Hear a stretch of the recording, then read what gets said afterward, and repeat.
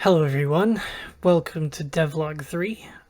This one's going to be pretty art focused as it hasn't really been a very productive couple of weeks for me, but I have gotten some things done, and so we'll be going over what I've gotten done and also some other things that I got done before I even started the devlogs. But before we even begin that, I just wanted to express a major debt of gratitude to all the people who've been watching my videos. I am really heartened by all the people who are excited by what I'm sharing, and to all the people who have been very empathetic about the situation with Unity. Thank you very much, and I'm glad that you're coming along on this journey with me.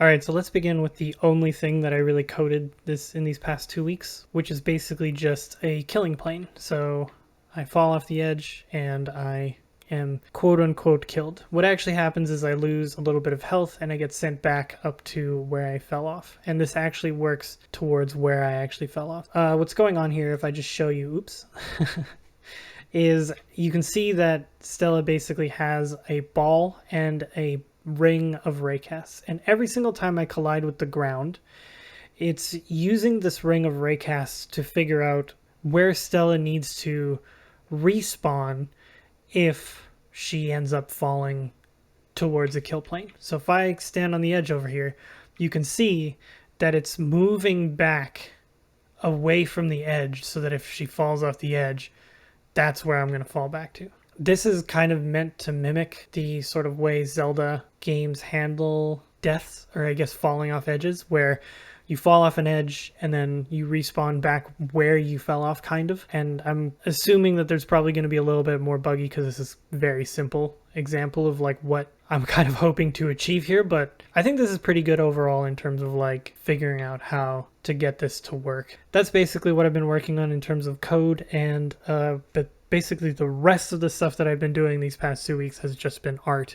Alright, so starting with this barrel, which is probably the one that you've seen inside of the playground. This is a barrel that I created specifically for a tutorial series that I ended up never completing. It was basically going to be a tutorial series about making hand-painted assets, but I think at some point I realized that despite my ability to create hand-painted assets, I just kind of didn't feel confident enough to like put out a tutorial series about hand-painted assets. I had this and I decided that I would just use it for the game because it's pretty close to the aesthetic I'm going for.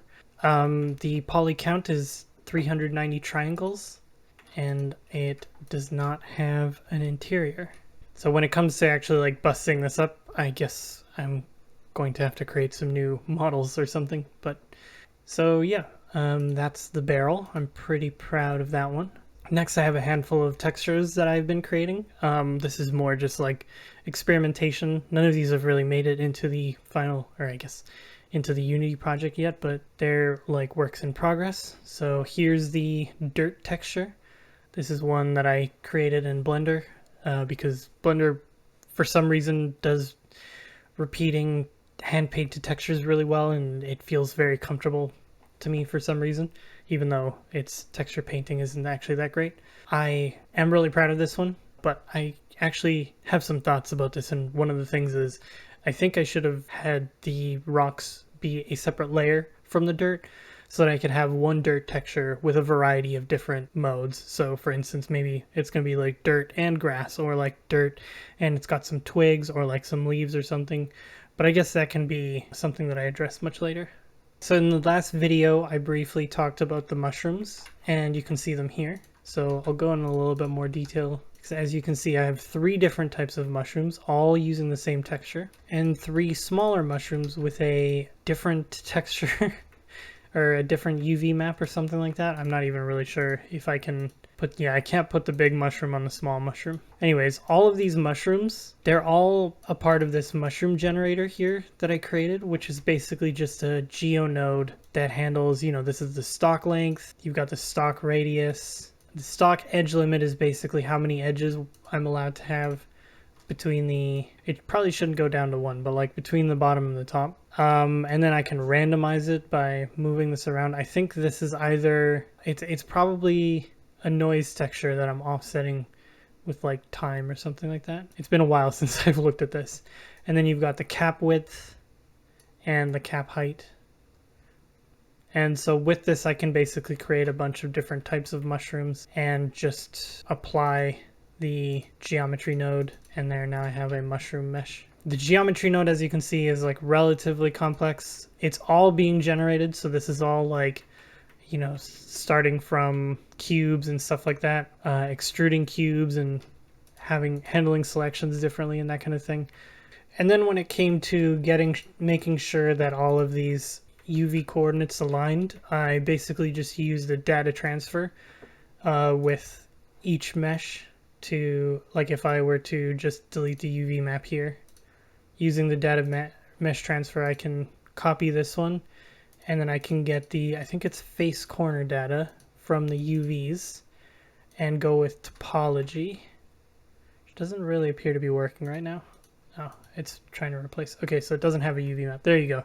And you can see that even though it's rotated, it's actually basically giving me the exact same UV coordinates that I had with this one. All right, so next is the trees. I spent quite a bit of time working on these trees over last weekend.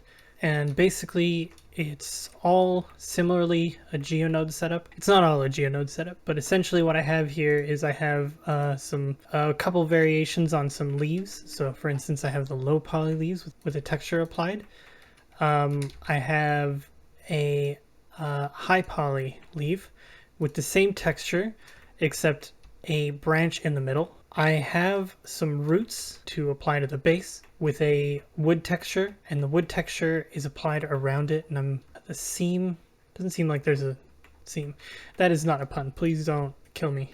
But yeah, if I look at the seam, yeah, the seam is here. So the seam is kind of hidden pretty close to the bottom so that you don't actually see it most of the time. I'm not too concerned about making the seams blend or whatever, but it should be fine. And then I have some broken branches, which I never actually placed on the mesh. So yeah. Then I have the actual trees themselves, which are basically, like I said, these geometry nodes. And so I'm distributing all of these as well as this tree trunk here to actually allow for the creation of interesting tree shapes. What I should be doing is I should be actually curving the tree with like a curve inside of the Geo-Node, but instead I'm using a path curve here, which kind of handles the curving of the trees. And then I have a bunch of different situations, like for instance, where do the branches start, like on the top of the tree, you know, so I can bring them all the way up here. You know, where do the branches end on the tree? There's the resolution clip, which basically just handles like where the transition between these branches with the sort of wood branches and the branches without the wood branches kind of change. And then of course I've got the gap between branches, and that just determines like how scarce or how plentiful the branches are. And then I have the number of roots down at the bottom. So this one has 5, and also the seed, the randomized seed, so that I can essentially randomize the branches and the roots in order to get different configurations out of them. Because as you can see with this one, if you look at the top, there's like this big bare area over here and another one kind of over here. So I'm kind of expecting that a little bit, but this is going to get me close to a position where I can actually start editing the trees. I have a handful of different trees. So I have this one where the branches start really high. I have this one where, you know, it's kind of like a zigzag almost. It's like a twisted pine. And then I have this one, which is a little bit more up and down, but it's still got a little bit of a curve to it. And these trees, I really like the way these trees turned out. And I really only think that they have like a little bit of work that needs to be done. So in terms of like this one, trying to get the seed to work out so that it's a little bit more, you know, covered would be great. However, it's given me enough branches where I could probably just take one of these meshes and move them over in order to fill some of these holes. Like these 2 branches don't need to be on top of each other, and quite a few of these branches could be randomized further to make them look a little bit more interesting. It's getting me part of the way there, and then I can further edit them and bring them into Unity. I also have a little bit of distortion on the trunk itself, although I think I might undo this a little bit. The alternative is basically nothing, which basically just looks like this. It looks completely round.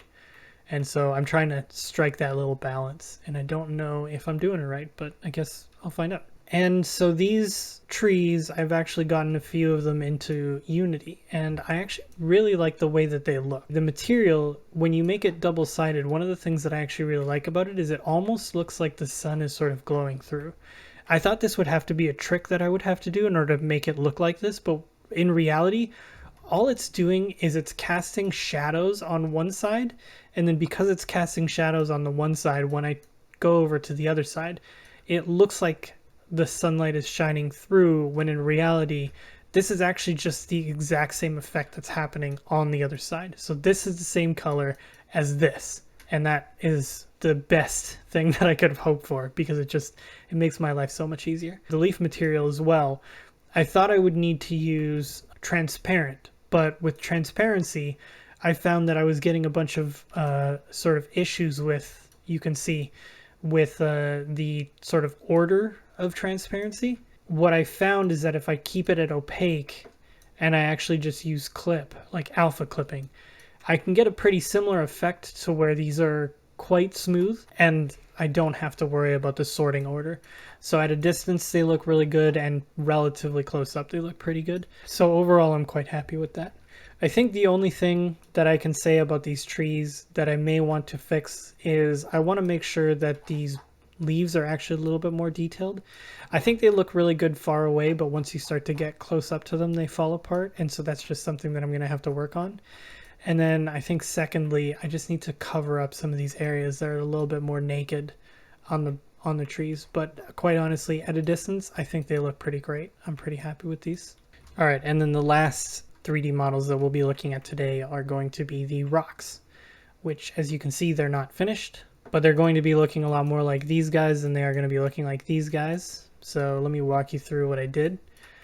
Basically, I just kind of like chopped up a sphere inside of sculpt mode, and then I decimated it until I got a mesh that I was particularly happy with the way it looked. I think these are looking pretty good overall in terms of like what I'm looking for.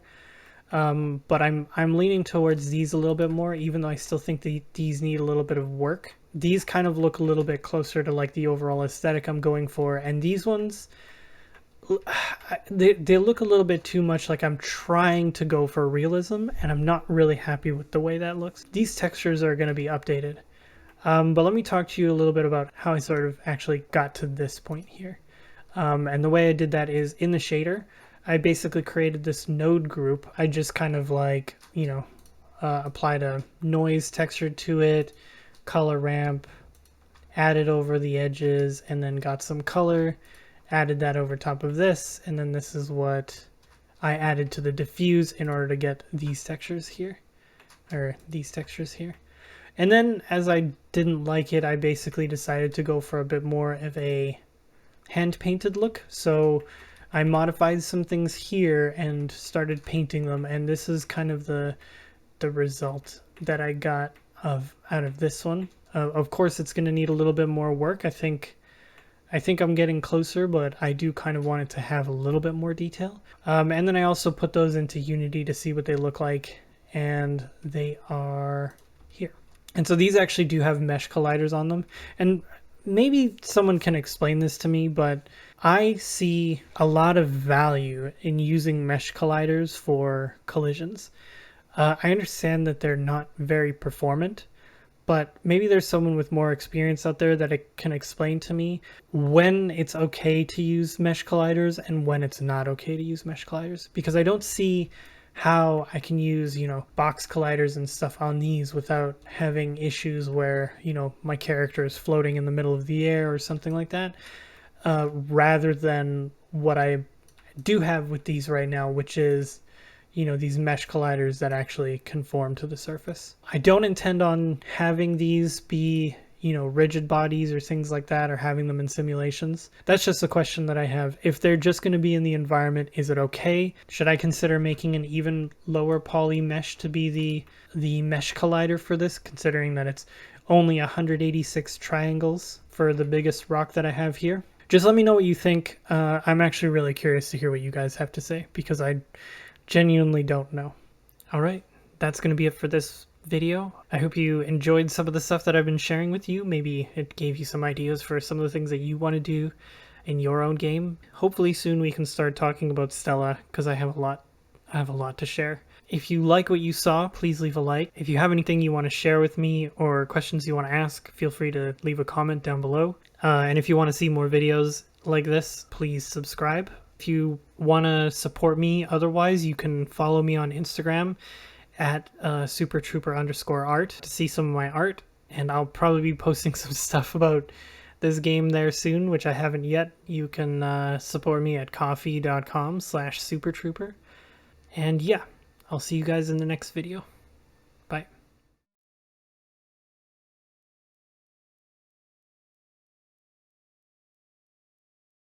Super trooper, super trooper, super trooper, and he sells soup.